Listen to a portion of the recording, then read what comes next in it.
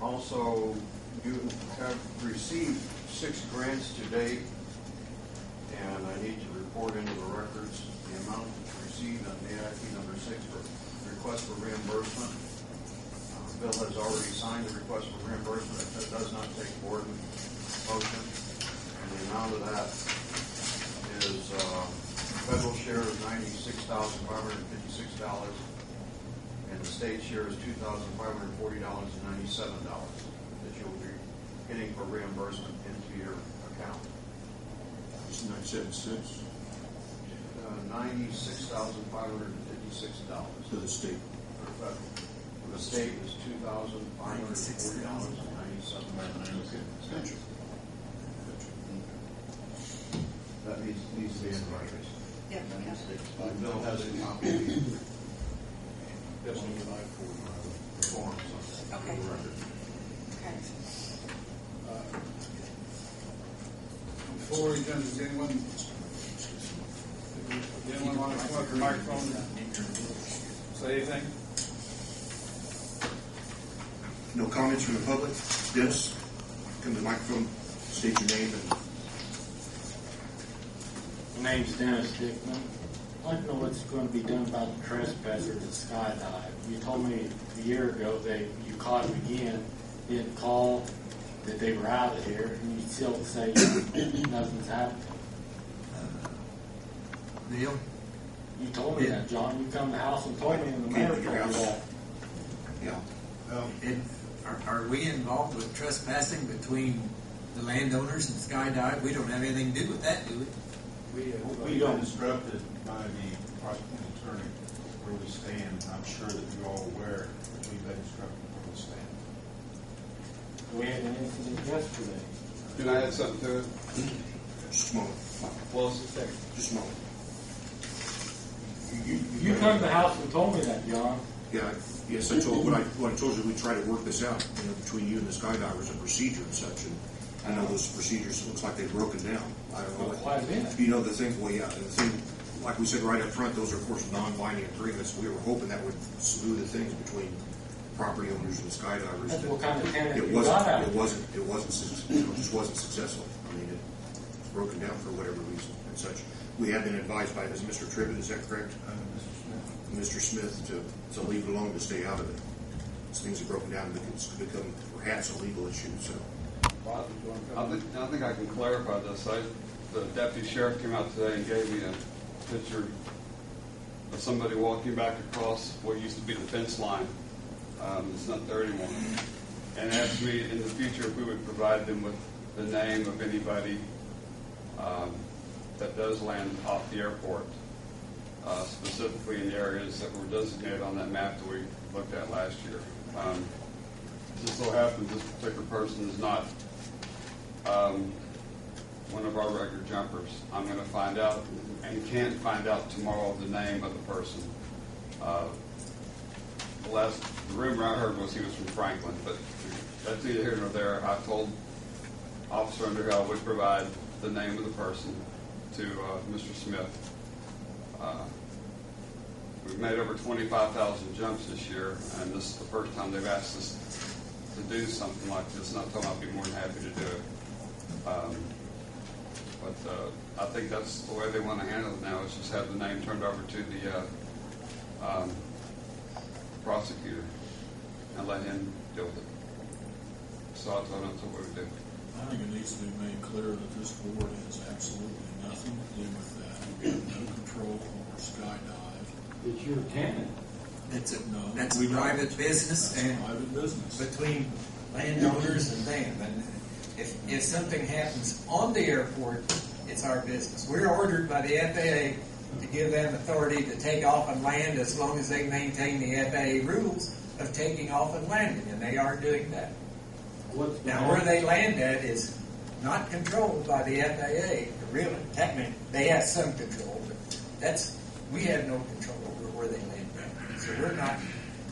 The trespassing has nothing at all to do with the airport board. What about the new airport? You got a 10-foot fence.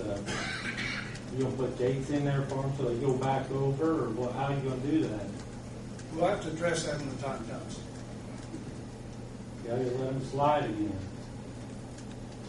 You know, We're not letting them slide. It's just none of our business. It's like if somebody come on my property and I come and went after you because you was letting those people trespass on me. when I'm tired of picking their crap up, their shoes, I pay personal property tax. I've checked the courthouse. Skydive is going to pay no personal property. They use our property and ground, and But they that's ain't right. Yes, but that's not our business. That's not our business. That's between you, the treasurer, and the assessor, and Bob. That's none of our business whatsoever. What he does off of his property, we cannot control him. We cannot control his house or anything else. We control the part on the airport, and that's it. You take a little bit of control over there, man. Anybody else have anything to say? Anybody else want to step forward? I have something to say. Okay. I have, excuse me. Oh. I'm crazy. Besides, I can talk loud enough that we don't need this whatsoever. I have 7 or 8 years listened to people in this, and then maybe not this whole group, telling you to find another place for this airport. And over, I've heard people telling you that, and you've never done any of it, have you? No, we haven't. Could I ask why? Yes, you can ask why. We haven't found, because this airport takes federal funds, and we have an agreement with the FAA to expand this airport where it stands. To move to another location would cost a lot more money, and we found no reliable justification to move the airport elsewhere. You have listened to people that say, let's move the airport. But there's also a lot of people that want it expanded right where it is. There's a conflict. I mean, there's some people want it moved. Another thing is no one's identified where somewhere else is. No one's identified where the other airport is, where it needs to go. There's a lot of constraints. You can't move it any further west because it can't go any closer to Columbus. You can't move it any further south because it encroaches on North Vernon. There's spaces towards Shelbyville you can encroach within 20 nautical miles of that. There's a lot of constraints as far as where you can put an airport. And there was a study completed in 2006 where 29 locations were studied for a possible location of an airport. And the board, and it wasn't anybody on the airport board at that time. Bill was on the committee, but he's not on the airport board. No one on city council. But there was 5 different independent people from around the town who looked at this in 29 locations and determined, 7 people, excuse me, and determined expanding the current location was their best option. And yet so many people don't agree with that. But so many people do agree with that. I think the best way to do this would take a vote in the county. Now, that isn't capable. Okay. First off, Don, correct me if I'm wrong.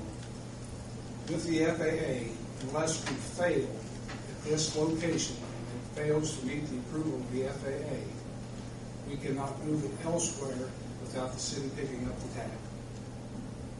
Without the city picking up the tab. The city would have to pick up the entire tab. They're picking up the entire tab now, aren't they?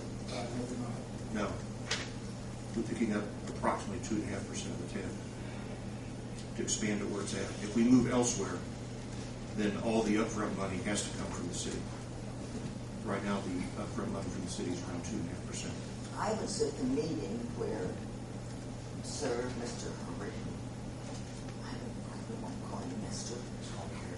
Gary, I was at the meeting and where you chose to, after some consideration, for the city to take over the airport. That's right. I remember that. I'm old, but I remember something. But anyway, I just can't understand. And I also know that there's several men who own airplanes. I don't know if they're members of your association or not, that own land in this county. And have any of them ever offered to just sell